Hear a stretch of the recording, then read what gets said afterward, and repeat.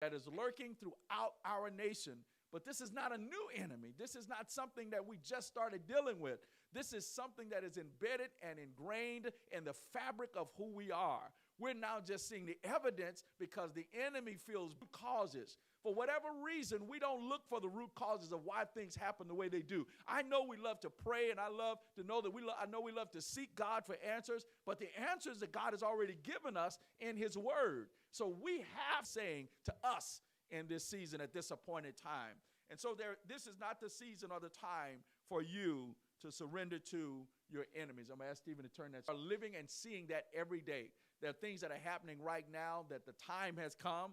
There are things that are happening. But to everything, everybody, everything there is, that God is not only doing some things in our lives, he's showing us some things. He's opening our eyes because we have described him as an enemy and we have accepted things where Jehoshaphat came up with his enemies. I want you to know the battle is not to be careful because we get engaged in warfare and battles that God never ordained, so you'll know how to approach the situation.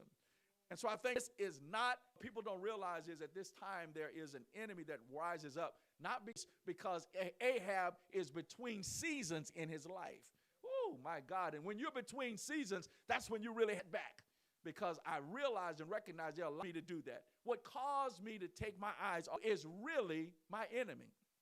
Inward parts, God, but the biggest enemy to doing when I feel like I haven't succeeded. Only two options. Either you're going to serve God or you're going to serve the enemy. That's it. Either you're going to serve God or you're going to serve Satan. Listen, we can't find a place in between. There's no purgatory. There's no space in between. We can't wear the clothes of the church and then live the life of the enemy. You gotta choose. You gotta choose.